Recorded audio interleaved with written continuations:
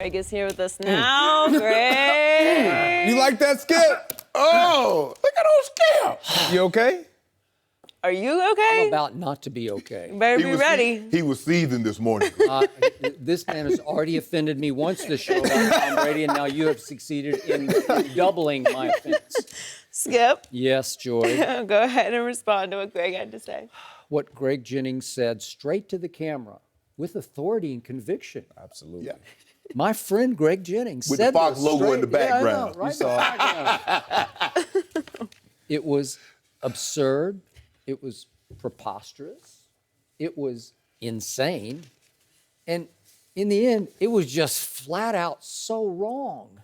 Because if I might go back to the fateful 2008 year when Matt Castle led the Patriots to 11-5, I remind you, Matt Castle was running an offense that was created and coached effectively by Tom Brady. He's the offensive coordinator in New England, and he taught Matt Castle up from his rookie year how to play quarterback in the National Football League. And by the way, Matt Castle was good enough. He went to Kansas City and made a Pro Bowl. So 11-5, which didn't quite make the playoffs, it's pretty predictable to me because Matt Castle's not bad. So then let's look at what happened last year without Tom Brady as he was suspended wrongly for the first 4 games.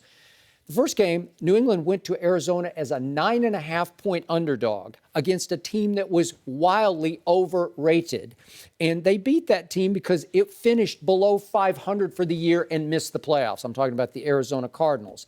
Then in game 2, back in Foxborough, Ryan Tannehill, you know him well, unfortunately, he handed New England 4 turnovers in that game, and they jumped ahead 31-10 and finally hung on to win 31-24. Then in game 3, Brock Osweiler went to Foxborough. Brock Osweiler and had a QBR of 24 in that game, 3 Houston turnovers, and somehow New England won again, which led Jacoby Brissett then to the 4th game, which was against Buffalo, and they lost 16-0 at home to the Buffalo Bills. I'm not impressed. Obviously, they were not the New England Patriots going to go on and win the Super Bowl with either one of those 2 quarterbacks who would play Garoppolo or Jacoby Brissett. And with Tom Brady back, he had, it's not even arguable to me, his best year ever, and he led New England to the Super Bowl championship without Rob Gronkowski for the last 8 games. That's impossible. He was throwing to Julian Edelman and Danny Amendola, and he won the Super Bowl with one of the greatest, because he has the other greatest, 4th quarters and then overtime in Super Bowl history. And you're telling me he's not important as Aaron Rodgers is? So I look at Green Bay this year. Who has the better defense? Green Bay does. You can say all you want about Green Bay. Come on. Oh, but come on. New England is historically bad. They are by far the worst in yards allowed in the National Football League. And you can't tell me Green Bay doesn't have better receivers now that you've added Martellus to Jordy to Devontae Adams to Randall Cobb. That's just better than anything Tom Brady's throwing to. Now, Aaron Rodgers, God bless him, not there anymore, but he had a better running game than Tom Brady's had for the first 5 or 6 games of the year because he discovered Aaron Jones and Ty Montgomery. He had one game. Aaron Jones ran the ball well one game. Go ahead, Greg. But is he not a stud? I think he's legit. So, after one game. So again, Tom Brady is the New England Patriots. Without Tom Brady, this year's Patriots would be the Browns. They would be the Browns. I'm sorry. And with Tom Brady, they're still, to me, the Super Bowl favorite. So how can you say that Aaron Rodgers is more valuable to Green Bay? You can because you were his teammate and because your heart's still in Green Bay, and I respect it. You know I speak truth. Skip, you know I speak truth. You speak the unobjective truth. It's okay. I will criticize Aaron Rodgers, and I will praise Aaron Rodgers. You have criticized him. And in this instance, he is on top. He is the most important player to his team in this league, possibly that the league has ever seen. Let that marinate. Well, I let it marinate all night. I saw your video. You talked about it's just 2008. wrong. You talked about 2008 when Brady got hurt, first game of the season against Kansas City Chiefs. In the first quarter, I believe. He got hurt in the first quarter. First quarter. They still went on to win that game. Still went on. Now, Tom Brady gets the win. Yeah. Tom Brady gets the win. Okay. The 1-0 start. Matt Castle finished that game. They ended up going 10-5 without Tom Brady. You say he was coaching from the sideline. he wasn't there. It was his system. He designed it. He coached it. Charlie White designed it. And Matt Castle jumped in and made us all. We didn't forget Tom Brady, but it was like, wow, this team is still great. You want to know why?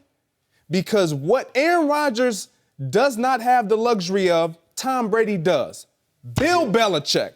Bam, bam. Bill Belichick, Bam, bam. you know it, and everybody in this world knows it. He's been dynamic this year. Okay, he's been a genius at that defense. No. With all that he's been able to work with, I agree. I believe that Aaron Rodgers has had better skill guys around him. But when you take Aaron Rodgers away from the Green Bay Packers, 2013, they started the season 6-3 with Aaron Rodgers. He goes down in the first half against Chicago Bears, left collarbone. Mm-hmm.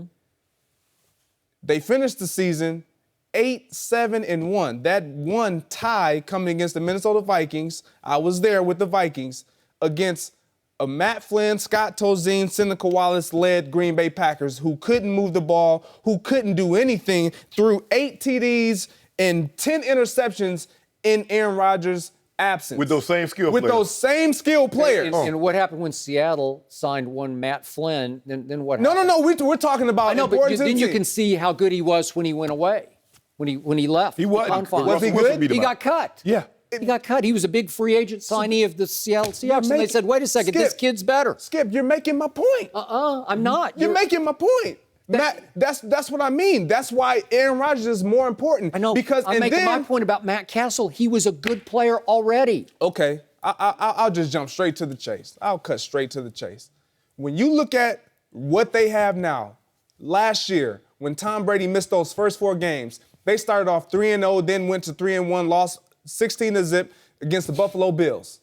They 4 interceptions or 4 touchdowns to 0 interceptions in Tom Brady's absence. They had a great showing with Garoppolo before he got hurt. Jacoby Brissett comes in, goes 1-1. You look at Aaron Rodgers and the Green Bay Packers, even right now, present day. Were they prepared for Aaron Rodgers to go down? Were they prepared for if Aaron Rodgers was to say, you know what, I'm done? Are they prepared? No, because he's the most important, most valuable piece in this league to that organization. You look at the New England Patriots, they're prepared. Even though Tom Brady is important, but we're prepared because we have Jimmy Garoppolo sitting right here waiting in the wings. Hold on, waiting in the wings. If Tom gets breathed upon the wrong way, you think they're gonna fall off? No, because they have Garoppolo. I'm not knocking who Tom Brady is and what he's done. I'm saying right now, Aaron Rodgers is far more important to his team than Tom Brady because they can't move forward. They're not even prepared to move forward without Aaron Rodgers. The New England conversation is Patriots that are. Ted Thompson isn't as good a GM as Bill Belichick. Isn't that what we're talking about? You're just telling me Ted Thompson's a lousy GM. Well, that's not the debate here. Because I'll buy that. He's not prepared. He drafted Brett Hundley. I don't know how good I didn't like him at UCLA, to be honest with you, because in the big Oregon games, he came up small to me. But Skip, that's just me. But here's the thing. When you have these franchise quarterbacks, look at what Peyton Manning had behind him because you don't expect them to get hurt. 0-9. You're not getting. You don't expect them to. Yes, you do. No, you don't. Well, you have to. So Tom Brady missed 1 season in 18. Peyton Manning had missed none. So you're not expecting, first of all. It happens. It happened to Aaron Rodgers. It happened before. The way it's constructed now, you're not going to get a Joe Montana, Steve Young situation where you have a Hall of Fame guy in waiting to replace a Hall of Famer. Skip. Wait, Tom Brady was a 6th-round draft pick? Yeah, so why don't you go find another good mid-round quarterback? Yeah. You can. Yeah, Dak Prescott was in the 4th round. Yeah. The Tom Brady, go find him. There are Tom Brady's and Shannon Sharpes and Terrell Davis, guys that's going in 6th, 7th rounds. Yeah. All the time they turn out to be Hall of Fame. They're on all these teams right now. Skip, you and I both know. First of all, you keep talking about how bad New England's defense is this year. It is. In 2011, Greg, were you there in 2011? I was there in 2011. Okay. Mm-hmm. Aaron Rodgers won the MVP. He threw 45 touchdowns, 6 INTs. You know where his defense ranked, Skip Bayless? I don't. 32nd. Thank you. 32nd. Now, can you tell the people at home how many teams are there in the NFL?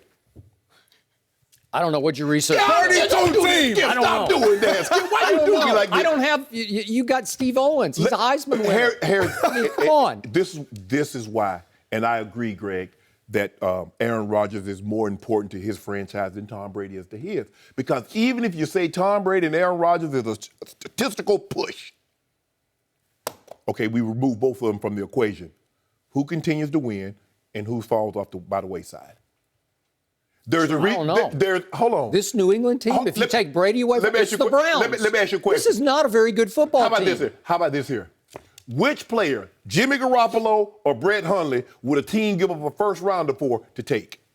We haven't even seen Brett Hundley play in a. I'm just asking you a question. I want to answer that question.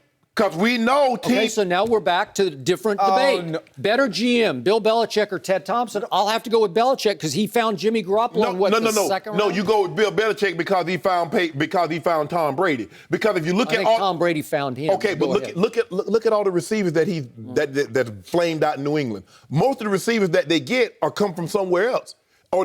Julian Edelman was an undrafted free agent. No, it's seventh round. Shannon, wait, it doesn't even matter. We can extend it further beyond just the team. We can go most important to their organization. It's Aaron Rodgers. Because of those reasons that you're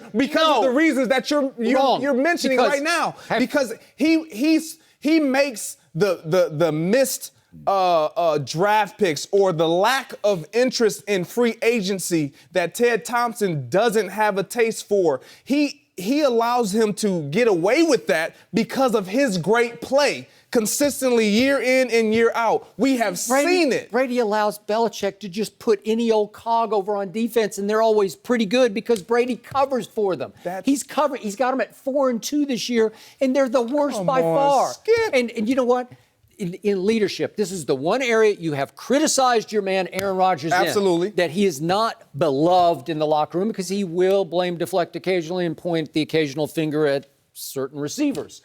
Tom Brady points no fingers. Yes, Tom Brady is beloved. No, Sunday. that's just instruction. That's what that is. Yeah. Hey, you don't think he's beloved in that locker room? He is the face of that franchise. You don't think the offensive line would run through the locker room wall for him? And I'm not sure they would for they Aaron would. Rodgers. But hold on. He gave him instructions. What are they putting together? A hobby horse? Yeah. I thought they knew this. Oh, you mean to tell me they don't know what they're supposed to do? Hey. You and I both know. He's the coordinator.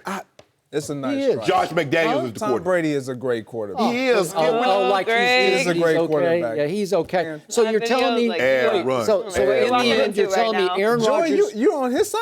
Tom Brady's the greatest quarterback.